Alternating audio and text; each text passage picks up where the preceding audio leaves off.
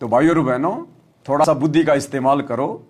ये धर्म की और जातियों की बेड़ियों से बाहर निकलो, जंजीरें तोड़ो। इन जंजीरों में जकड़े रहने के कारण तुम्हारे पूर्वज गधे कुत्ते सुअर बन बन के अपना जीवन बर्बाद कर रहे हैं। तो इन जाति और धर्म की बेड़ियों से बाहर निकलो, गुरु जी का ज्ञान समझो, नहीं तो आने वाला समय तो वैसे भी तुम्हारे सिर पे तांडव मचाएगा। हिंदू मुसलमान तो होके रहेगा और जबरदस्त तरीके से होगा, जबरदस्त तरीके से एक दूसरे के खून के प्यासे होंगे। और शुरुआत धीरे धीरे हो रही है, समय ज्यादा है नहीं। तो मरना तो तुम्हें वैसे भी है, लड़ झगड़ के, कट कट के, क्योंकि भक्ति तुम्हारे पास है नहीं, भगवान तुम्हारे साथ है नहीं, तो मरोगे अंत में। लेकिन जो हिंदू, जो मुसलमान, जो सिख, जो ईसाई वर्तमान में उस बाखबर तत्वदर्शी सतगुरु रामपाल जी की शरण में आ जाएंगे और मर्यादा में रह के भक्ति करेंगे, ये आने वाले समय में, युग परिवर्तन में, चाहे कितना हिंदू मुसलमान हो, कितना खून बहे, कितनी आपत्ति आओ, कोई वायरस आओ, कोई भी भूकंप आओ, बाढ़ आओ, उस पूर्ण अल्लाह सतगुरु रामपाल जी के भगत का तो बाढ़ भी बाका नहीं कर पाएगा। बाढ़ भी वो समर्थ है, आंखों के सामने से ओझल कर देगा आपको, सामने वाले को आप दिखाई भी नहीं देंगे। हम भले अपने आप में डरे रहें, लेकिन वो परमात्मा उस समय अपने भगत का जो है वो प्रोटेक्शन करेगा, उसकी सुरक्षा करेगा, रक्षा कवच पहना देगा। बाकी भैया मरोगे, आपस में लड़ झगड़ के मरोगे, क्योंकि ये 8 अरब की जनसंख्या हो गई। 8 अरब की जनसंख्या में भक्ति नहीं हो सकती। और भगवान के पास जो तरीका था, भगवान ने पूरा उसका इस्तेमाल कर लिया, ज्ञान समझा दिया, लेकिन भगवान को भी लोगों ने रिजेक्ट कर दिया। अंत में भगवान भी जेल में जाके बैठ गया कि भैया अब तो मार काटी शेष है तुम्हारे सामने, जितने बचेंगे वो मेरे, बाकी काल ले जाएगा। तो 2028 निर्धारित है, युग परिवर्तन, उसके आगे पीछे कितना तांडव मचेगा हमारी कल्पना से बाहर है। परमात्मा जबरदस्ती करेगा नहीं, तो भैया ये अरबों खरबों की जनसंख्या जाएगी जैसे गधे के सिर से सींग जाते हैं। भविष्य मलिका में तो केवल 64 करोड़ के जीवित रहने की बात लिखी है। 8 अरब में से केवल 64 करोड़, जिसमें से 30 या 35 करोड़ केवल भारत में बचेंगे, बाकी 30-35 करोड़ की जनसंख्या पूरे विश्व की रह जाएगी।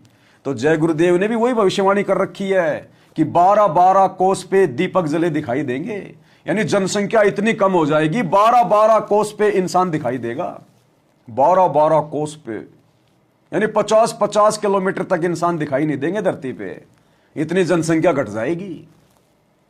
तो ये होगा भाई, नहीं तो भगवान को जेल में बैठने थोड़ी आता है, वो सारी सृष्टि का मालिक जेल में बैठने थोड़ी आता है। तो जो तरीका उसने अपनाना था प्यार प्रेम से ज्ञान समझाकर अपने शरण में लेने का, वो उन्होंने अपनाया। 30 साल कम नहीं होती। अब भैया वो जबरदस्ती करेगा नहीं तो उसका एग्रीमेंट टूटेगा। अब तो केवल एक ही ऑप्शन शेष है, विनाश, महाविनाश, युग परिवर्तन। जब जब 2 युगों की टक्कर होती है, अरे यदि आसमान में 2 एरोप्लेन आपस में टकरा जाएं, एक भी व्यक्ति नहीं बचता। ये तो 2 युगों की टक्कर है, कलयुग की और सतयुग की 2 युगों की टक्कर है, काल की और दयाल की टक्कर है। चकनाचूर होगा, चकनाचूर। वही बचेंगे पूरी दुनिया में जिनके अंदर धार्मिकता है, जो आने वाले समय में जो भक्ति के योग्य हैं। बाकी भैया ये मांस, बीड़ी, अंडा, सुल्फा, गांजा, चोरी, जारी, रिश्वत, ठगी, 3 के 5 करने वाले, ये सब मरेंगे, कटेंगे ये आपस में। हिंदू मुसलमान होगा, उसमें लड़ेंगे, कटेंगे, खून खराबा होगा, भयंकर भयंकर बीमारियां आएंगी। कोरोना तो केवल ट्रेलर था, उसके बाप दादे आएंगे। अब हॉस्पिटल छोड़ के डॉक्टर भाग जाएंगे, कहां जाओगे। ऊपर से प्राकृतिक आपदाएं, बाढ़, भूकंप, अतिवृष्टि, सुनामी, पता नहीं क्या क्या आएंगे। तब दुनिया को पता चलेगा कि भगवान कहां है, आ क्यों नहीं रहा, ये देवी देवता आ क्यों नहीं रहे, कहां छुप के बैठ गए। तब इनकी हकीकत का पता चलेगा। तुम्हारे जितने भी नकली साधु संत महात्मा धर्मगुरु आचार्य शंकराचार्य मुल्ला मौलवी पंडित हैं, इन सब की हकीकत का पता चलेगा कि ये तो खाली पेट भरने वाले हैं, पेट भरने वाले। जब ये भी खुद छुपते फिरेंगे, अकाल मौत मरेंगे। ये तुम्हारे देश के राष्ट्रपति, प्रधानमंत्री, बड़े बड़े मंत्री, ये धनपति कुछ नहीं कर पाएंगे, चाहे बंकर में जाके छुप जाना। अपने कर्मों का भोग भोगना पड़ेगा। परमात्मा की नजरों से ना कोई बचा है, ना कोई बच पाएगा। तो रक्षा केवल भगत की होगी, केवल भगत की। और भगत वो होता है जो मर्यादाओं में रह के भक्ति करता है, बकवाद करने वालों की नहीं। बकवाद करने वाले तो वर्तमान में मर रहे हैं, भक्ति करते करते दुर्गति हो रही है, कुत्ते वाली मौत मर रहे हैं, खुद गुरुजी कह रहे हैं। और संसार में भी वही व्यक्ति बचेगा जो पिछले जन्मों का परमात्मा का भक्ति योग्य प्राणी है।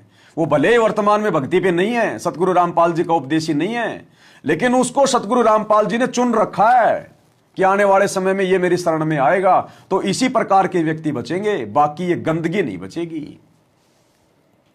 ये तो भैया समूल सत्यानाश होगा, चकनाचूर निकलेगा इसका। अन्यथा हम भक्ति कर पाएंगे इस भीड़ में? सौपन में भक्ति नहीं कर सकते इन जगत वालों में बैठ के हम।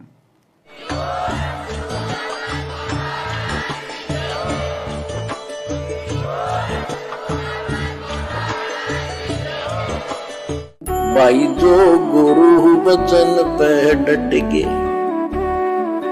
कट गे फंद 84 के, कट गे फंद 84 के, कट गे फंद 84 के।